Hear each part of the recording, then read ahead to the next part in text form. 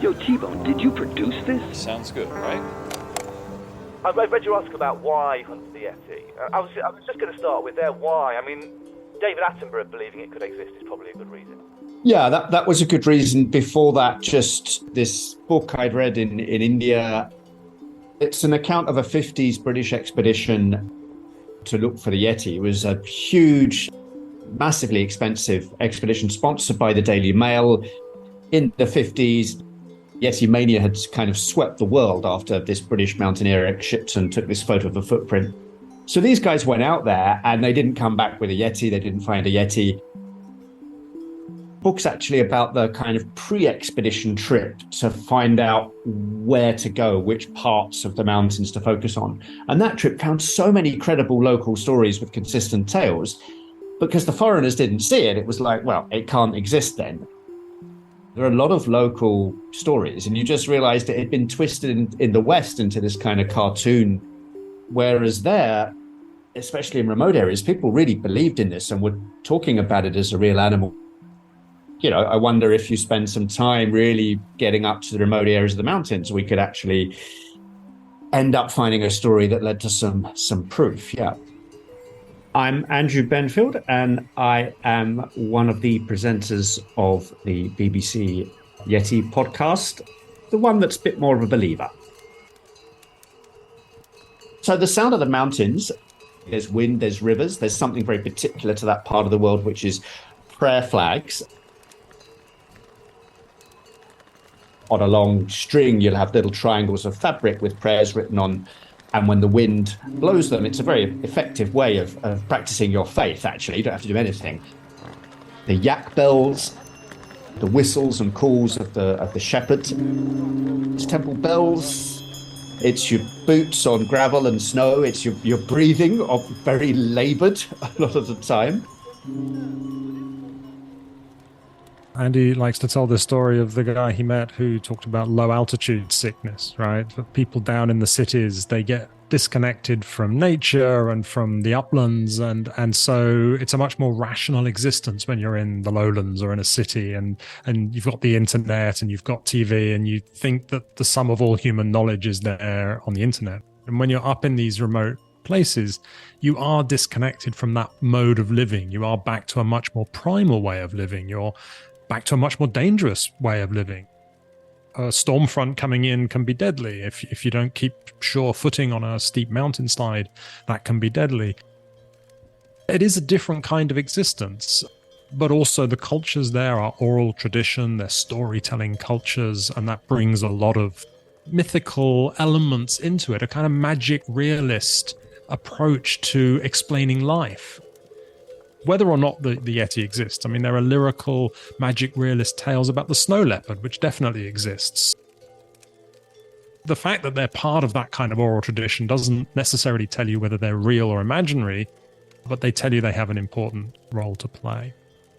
I'm Richard Horsey. I'm the other co-presenter of the BBC's Yeti podcast, and I'm billed as the skeptic, although I become a little less skeptical over the course of the adventure. Andy approached me and was like, we'd known each other for a while, and he was, hey, do you want to go on this motorcycle trip in northeast India? And I thought, yeah, this sounds great. And he's like, by the way, I'm looking for the Yeti. I wasn't someone who thought that the Yeti existed, or someone who thought they would ever go looking for the Yeti. But, at the end of the day, who says no to a motorcycle trip through Arunachal Pradesh? And if the reason to be there is to look for the Yeti, that's fine.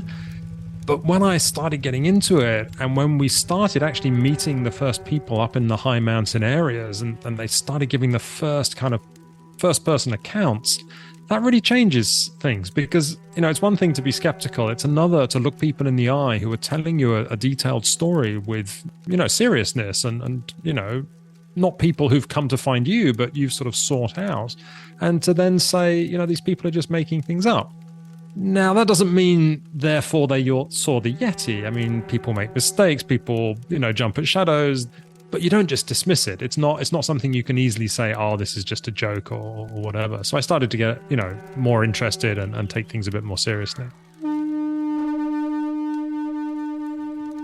I jumped at the chance to make a series with such opportunity to sculpt sound and like really transport a listener somewhere.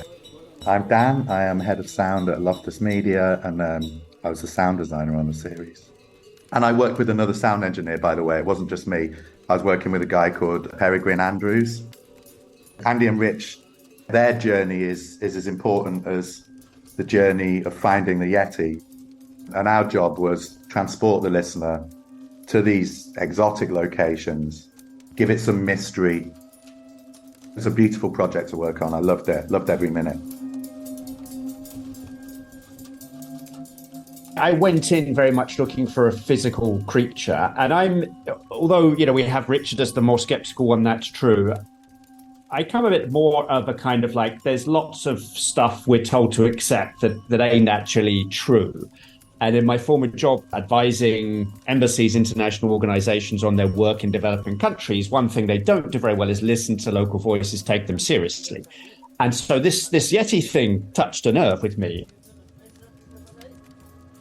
I felt other people are the naive ones. If they'd heard some of the stories I've heard, like looked at the evidence, Attenborough's putting forward, you'd think there's a good chance this thing could be there. You're being naive by just kind of dismissing it.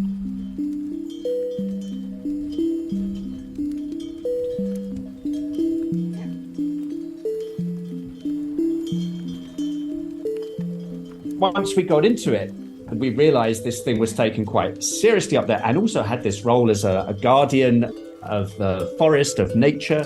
It was the bogeyman, it's the Yeti that's going to come and get you if you're a bad kid. We heard the Yeti accused of being the perpetrator of various crimes, murder, sexual assault. It was the Yeti what done it. You can argue about what's going on there, culturally and as a way of keeping the government out, etc. A pretty important role, right, Richard, that kind of got bigger as we went on, especially in Bhutan, I think. Absolutely. And I think that's the other element of this as we went on, the question of whether it physically exists, which is the kind of scientific question and the question we both set out to answer, Andy, more positive and me more skeptical, became less important. And it became much more about, well, what is the Yeti anyway? And whether it exists or not, obviously is critical from a scientific perspective, but from a cultural, historical perspective, its physical existence is less important than the role it plays in the culture and in the oral history and the tradition. That's an incredibly important role, and that's not a scientific question, obviously. Even if it does exist, the local attitude towards it is kind of we fear and revere it, and we don't need to necessarily get any more proof. We know it's there. Would that be a good thing?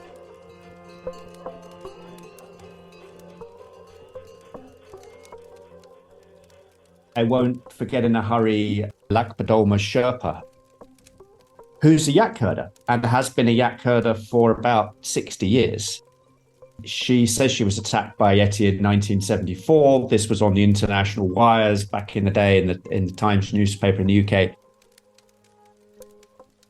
I'd heard about this story. It was seen as very credible because a number of her yaks were killed. And we actually managed to track her down up near Everest, still herding yaks in a little stone cottage on a mountainside. That was kind of very, very moving to meet her. But I think Richard's one's probably better, which was a much more recent account, right, Richard, that you heard in Bhutan without me when I was sick with food/alcohol, maybe a bit more alcohol poisoning. So I was left alone to finish, the most arduous hike up in Bhutan of our journey, and this was to go to a place that was kind of notorious, where there'd been several reports of Yeti sightings. And that brings us back to the sound a bit, because when you're wandering through a forest or across a mountainside in the daytime, there are some strange noises you hear, but there's something about the darkness that amplifies them and makes them more sinister. because suddenly when you're alone in a tent on a mountainside at night, all those little sounds, not only are they kind of amplified by the darkness, but also, your nervousness kind of gives them greater import, and you start wondering, what is that? Is it something out there that's going to get me? Now, at no time did I think that I was going to be attacked by a Yeti, but there are bears up there that people see very regularly, and, they're definitely, could pose some danger through the thin fabric of a tent. There's that nighttime nighttime feeling.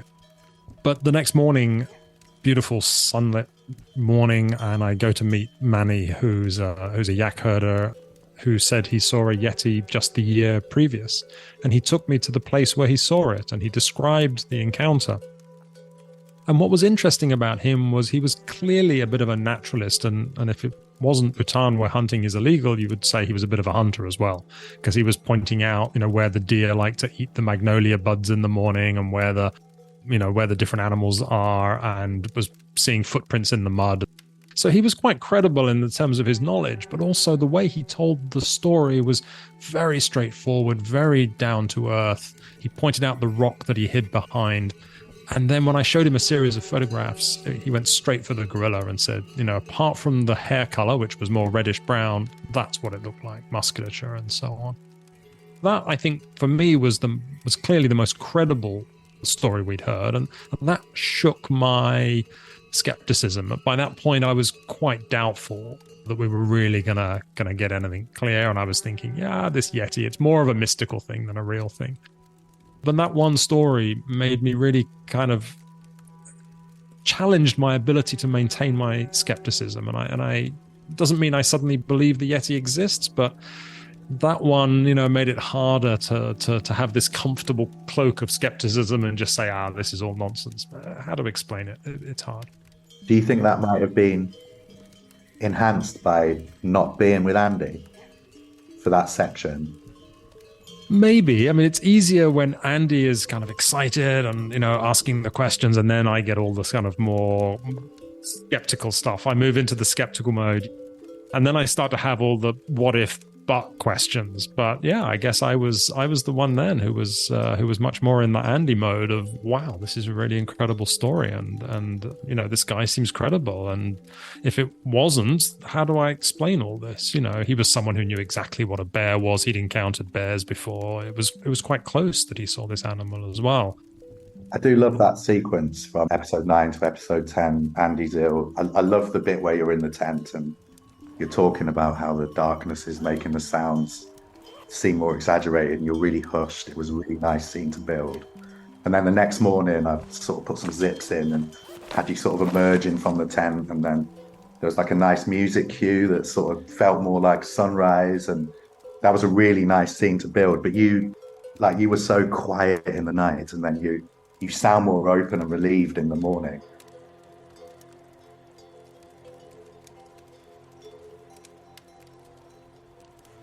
For us as well, we could have just gone up and traveled around those areas. It would have been interesting, but we wouldn't have gone to the places we did. We wouldn't have met the people we did.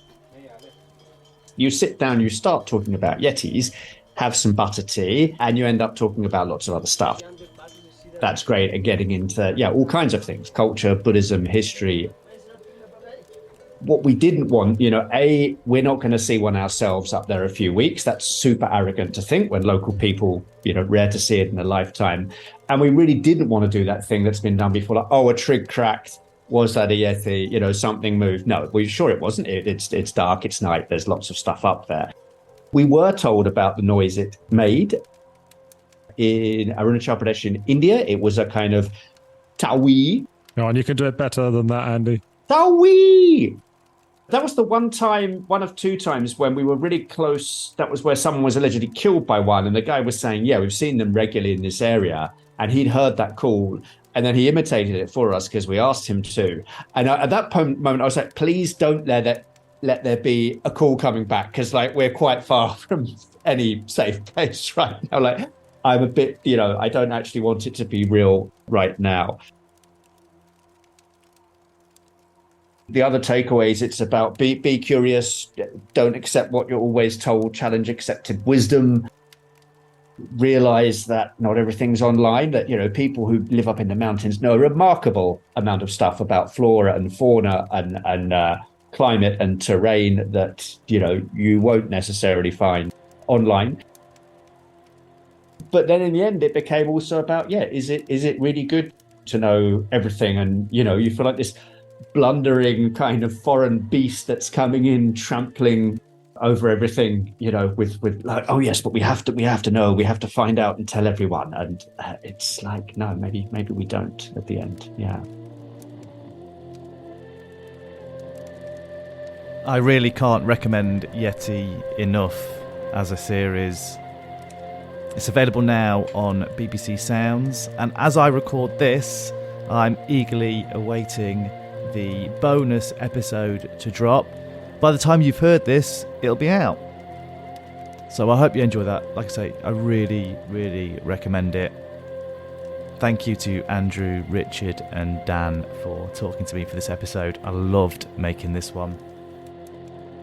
And if you enjoyed it, then please like, subscribe, write a review. That really helps people to find us, which is a massive challenge.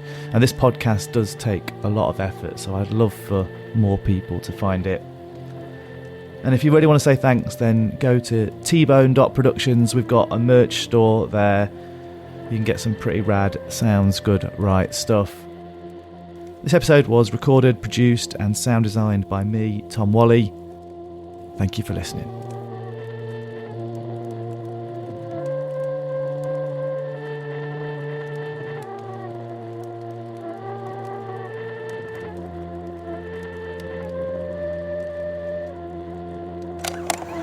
Yo, Tbone, did you produce this? Sounds good, right?